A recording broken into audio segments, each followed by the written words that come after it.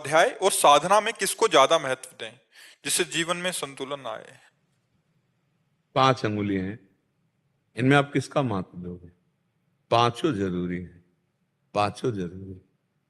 केवल सेवा स्वाध्याय साधना नहीं, सेवा, सुमिरन, स्वाध्याय, सत्संग, समाधि, साधना का पूर्ण जो सांगोपांग साधना है, उसको जब हम बोले, आपने 3 बोला, 2 और प्लस करो उसमें, सेवा, सुमिरन, स्वाध्याय, सत्संग, समाधि।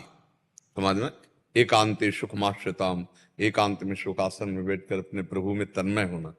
5 के बिना इनमें कौन छोटा बड़ा दिखाई दे रहा है, लेकिन हर अंग का अपना। अगर एक अंगुली कटी हो तो आपका कमजोर हो जाएगा। ऐसे ही हमारे 5 साधन हैं भगवत प्राप्ति के, 5 सोपान हैं। पहला है जो वेदो नित्य मधीयताम, शास्त्र नित्य स्वाध्याय करना चाहिए, आवश्यक है। इसमें ये नहीं कि कौन बड़ा कौन छोटा, नहीं।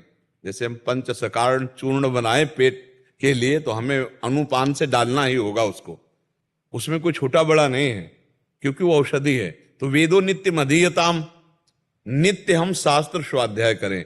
संगा सत्सु विधेयताम, जो शास्त्र स्वाध्याय है वो सफल तभी होगा जब शास्त्र के अनुसार चलने वाले संतों का संग होगा। नहीं तो अपनी मति के अनुसार शास्त्र पकड़ पाओगे। शास्त्र का रहस्य तो संतों से समझ में आता है। तो संगा सत्सु विधीयताम, संग किनका करे? जो सत्य मार्ग में चल रहे हैं, जिनके वचन सत्य, जिनका मनन सत्य और जिनके आचरण सत्य।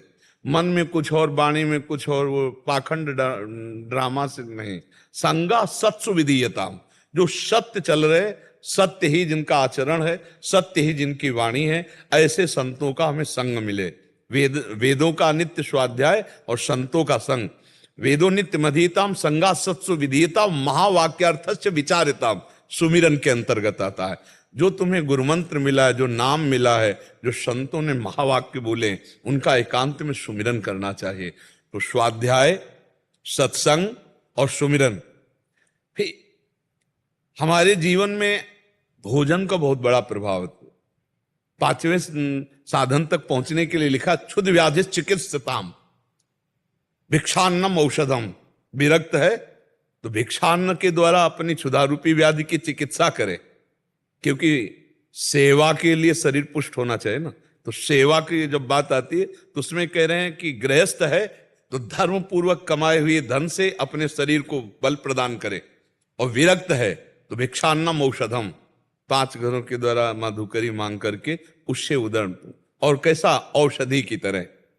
आहार जितना उचित हो उतना करना चाहिए, ना तो कम और ना ज्यादा। कम करने पर उसका चिंतन होगा और ज्यादा करने पर भजन नहीं बनेगा। तो लिखा भिक्षा औषधम, औषधि की तरह, मित भोगी, थोड़ा आहार करने और अधिक सेवा, संत सेवा, गुरु सेवा, भगवत सेवा, समाज सेवा, अधिक समय सेवा में दे। क्योंकि हमारा शरीर है ना, शरीर से अपराध बने हैं, तो जब सेवा में रहेगा तो शरीर पवित्र हो जाएगा। तो स्वाध्याय, सत्संग, सुमिरन, सेवा। अब आती समाधि। समाधि का मतलब कुछ समय ऐसा 24 घंटे में होना चाहिए, चाहे 40 मिनट ही सही, कि हम एकांत शांत बैठ गए और भगवान के ध्यान में डूब रहे हैं। मन जहां जा रहा है बार बार हटाकर भगवान में लगा रहे हैं। तो अभी चित्त वृत्ति का निरोध हम समाधि के लिए कर रहे हैं, और समाधि का मतलब एकाकार होकर भगवान में डूब जाना। 5 मिनट से ही शरीर की शुद्धि भूल जाए और भगवान की ध्यान स्मृति में डूब जाए, ऐसी समाधि। जागते हुए भी सुसुप्ति की अवस्था, जैसे सुसुप्ति में कोई चिंतन नहीं रहता, ऐसे जागते हुए केवल भगवान के सिवा कोई चिंतन न रह जाए, उसे समाधि कहते हैं। तो ये 5 सूत्र है। आपने 3 कहा ना, साधना के 5 साधन पंचक कहते हैं।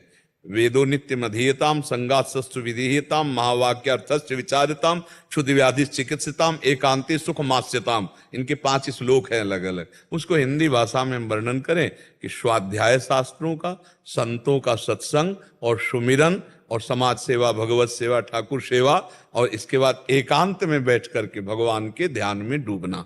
ये 5 हैं, बराबर 5 की जरूरत है। हम हर समय इन्हीं 5 में अपने मन को लगाएं तो प्रपंच से मुक्त हो जाएंगे। साधनाभ्यास है ना ये, तो 5 हो गए। समझ गए ना? इसे साधन कहते हैं।